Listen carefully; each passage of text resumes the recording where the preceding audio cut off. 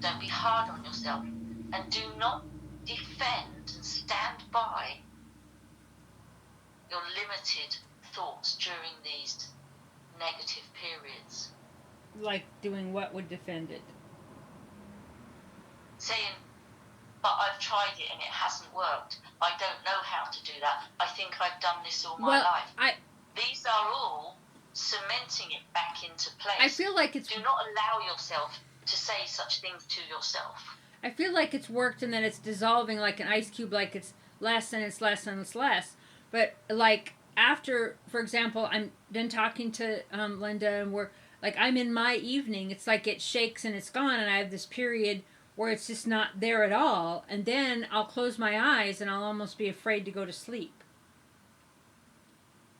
And that is, as we said, that is simply the habit, that there's a familiarity in that. It is nothing more serious than that. It's very interesting. I lived in a car for quite a while and I didn't have that fear closing my eyes to go to sleep, but I have it here. So you can do some inquiry around that particular subject as to what was different and who is it that is pressuring you in the house that wasn't pressuring you in the car. Right. What was it? Was it being outside of normality? Was it being in a circumstance that was unfamiliar to the whole rest of your life? So you can live as in the car, in the house. It was familiar because I did it for years, but that's a good question. Like, who is it that's pressuring me in the house? Well, when I'm talking about familiarity, you didn't do it for 46 years. Right, but who's pressuring me in the house? That's a good... Yeah, that's good. But so it takes you back. What happens... You didn't spend your childhood, your teenage years living in a car, so you didn't have the imprint of the authorities around you. Right. And when you were in the car, you were free from those patterns. My dad was... Being back in the house, you take yourself back to those imprinted patterns. Right. And that self-inquiry.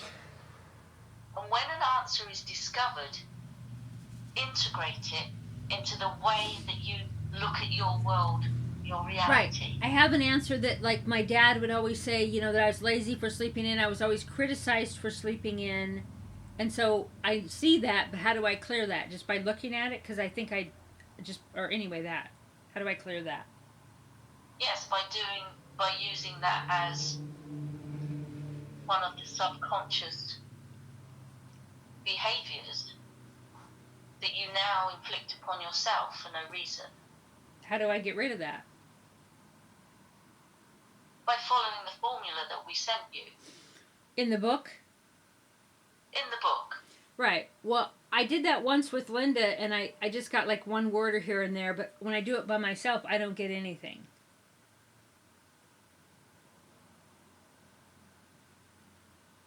This is not true. Something does set in motion. Okay. And you dismiss the amount that comes through because it's not big enough, or there's not enough of it, or... Well, like, just talking about it, the thing with my dad came through, so... I mean, if we are talking, me and you, person to person, and you have just told me, for instance, that your dad was the critical one about certain aspects of everyday life, and you recognise that, to carry on in that vein, you are then choosing to do that to yourself.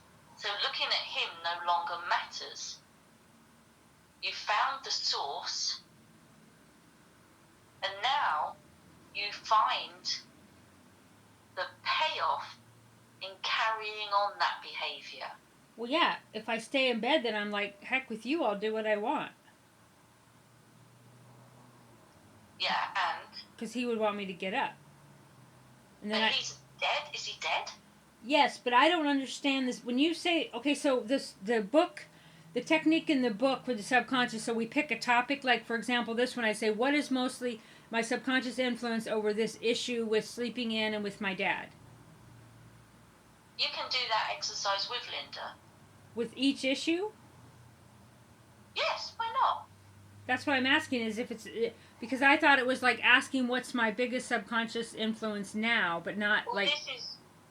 You have done that type of inquiry between us talking about it, and you have found out what that influence is. Right, but I knew that. Which part of you knew it? I knew that my dad was influencing me by saying I was lazy and that's why I was sleeping in. I think I knew that. So why do you carry on doing it? Because I want to sleep in. No, but why do you carry on punishing yourself for sleeping in? I don't know. Well, that's what the inquiry will discover.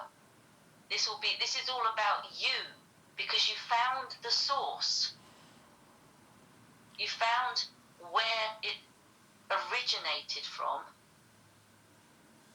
and now you can inquire what it is that attracts you to keeping on doing that to yourself.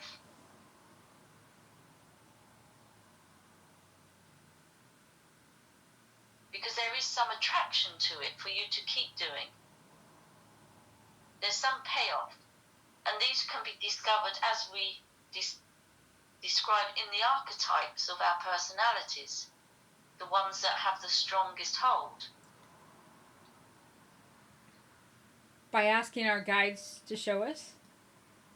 No, you can talk to yourself about this. You do not need your guides to show you. So just ask myself these questions. You are an aware person, you are an intelligent person,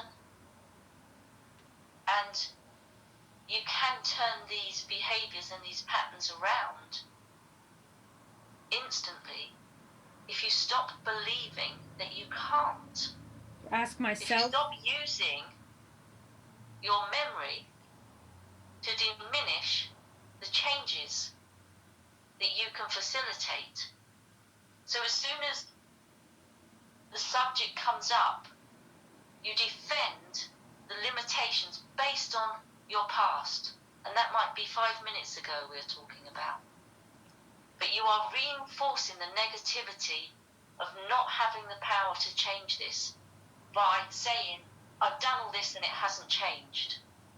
It won't change if that is one of your core belief sentences. So just asking and it is, because you use it so very often.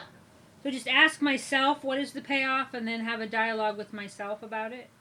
You can do that with yourself. This is what we are saying to you. Right. But you can do it with Linda. So and be open to what appears. And do not close yourself down just because it might feel painful. So for others listening, they can have someone guide them through the questions, or they can guide themselves through those subconscious questions. If they feel self-aware enough to be honest about what arises, they can do this themselves. And they can do part of it themselves and then have help from a trusted source of someone with no agenda. Someone who understands the human psyche. Someone who understands shadow work. And someone who is honest about their own shadow work. To do this with other people is not a huge benefit if it creates more shadow work